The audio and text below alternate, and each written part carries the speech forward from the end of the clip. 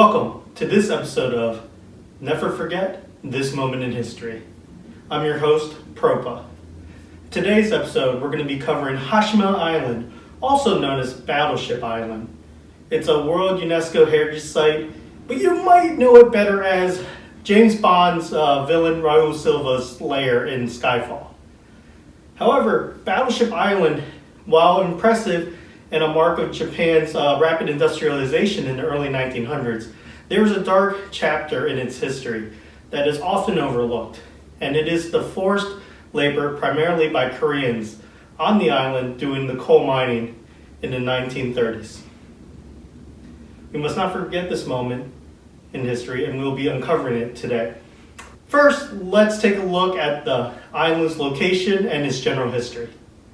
Hashima, also known as Kunkanjima, sorry, I don't speak Japanese, so I probably butchered that, translates to Battleship Island, is located southwest of Nagasaki Port in Nagasaki, Japan.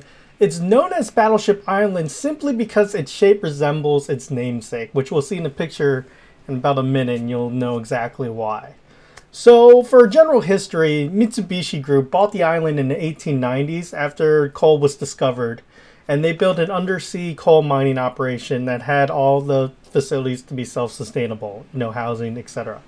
And Hashima Island actually became a symbol of Japan's industrial golden age, which occurred in the early 1900s. However, the importance of coal in Japan went down, and by 1974, the mine was shut down and the island was completely abandoned in 1975. Today, it has become a popular tourism destination for people who visit Nagasaki and Fukuoka, with many companies actually offering guided tours to the island. It's actually the only way you're able to visit the island is by going on one of these tours. Hashima Island actually became a World UNESCO Heritage Site back in 2015 in honor of Japan's rapid industrialization era in the early 1900s. But as we said in the intro, Japan does have a dark history in the 1900s. Most notably, its inhumane treatment of prisoners and comfort women issue. Battleship Island also has its own little recognized part of this history. In this case, Battleship Island used forced labor, which I will call slave labor, in the 1940s, primarily Koreans at Hashima Island. Specifically at Battleship Island, 500 to 800 Koreans were forced into labor between 1943 and 1945. During this period, Battleship Island got two new nicknames. What were they? Hell Island and Jail Island. I think those are pretty self-explanatory. But they were sort of known for it because the coal mining work was dangerous in general. But not only was the work strenuous, but the supervisors specifically made the lives of the Korean laborer more difficult, more hellish, so to speak. One supervisor of Battleship Island during this period, Masayuki Kosako, admitted that the work Korean workers did was much more tough than what the military laborers did in the military on battlefields. Not only that, but the island was surrounded by submarine mines. There are mines in the ocean to combat submarines, which meant they had high chances of detonating because of the many gas explosions that would occur on the island itself due to the mining operations. So not only was the work hellish, not were they discriminated against by their supervisors and picked on and made to do even harder and more worse work, but also the island could be hit from a submarine mine due to one of the explosions due to the coal mining. But not only that, you might think, couldn't the Koreans flee? Well, on Battleship Island, there's very little chance of escape for these Koreans. As we talked about, you had the submarine mines, but not only that, they had to swim through very rough waves, up to more than 18 kilometers, which is about 11 miles.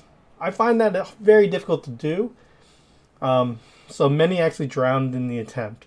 They're basically trapped. We must never forget this moment in history. Why? Because other forces are trying to erase it.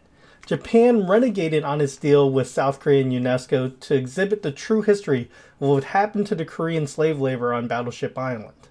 So For Japan to get Hashima Island and other sites recognized as UNESCO World Heritage Sites, they made a deal with UNESCO and South Korea to say, we will talk about the use of Korean forced labor. What happened? Not exactly the case. What you see next to me is a picture of the Industrial Heritage Information Center, which opened in 2020 and is actually run by a Japanese government-funded foundation.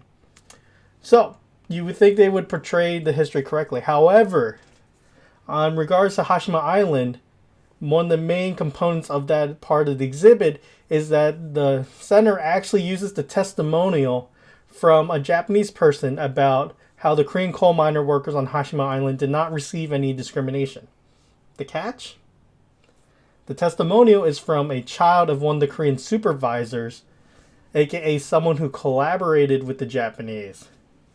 It is a completely biased opinion from a family that received direct benefits from the Japanese government, and thus challenges the integrity of the quote.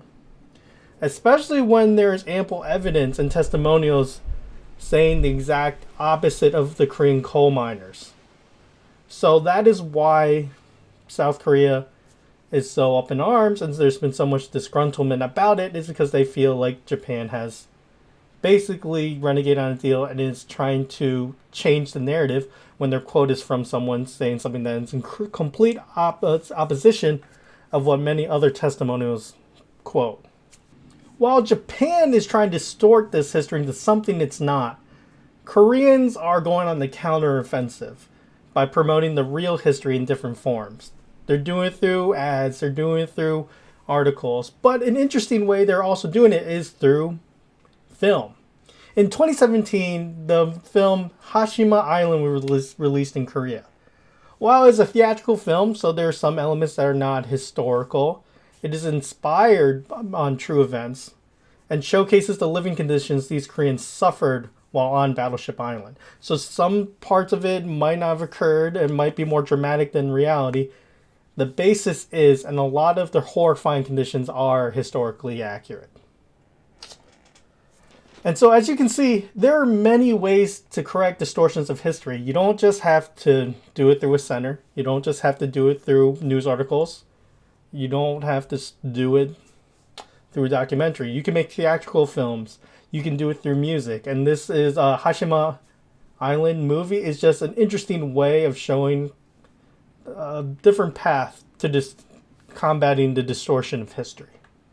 However, at the root, we are seeing forces trying to distort history to bury its shame in darkness before our very eyes. In today's age, we must use history to be a light, not a tool to be manipulated to serve a small group. There is a saying, there is no future for a nation that has forgotten history. I believe that is definitely the case, and we've seen other countries come forward and remember their history, not try to distort it to take the next step. History is truth, but it can only be the truth if we learn it and we keep it in the light. To keep it in the light, we must correct attempted distortions of history and promote historical truths. The first step is to never forget real history, such as the Korean forced labor on Battleship Island. Until next time, keep searching, keep learning, and never forget this moment in history.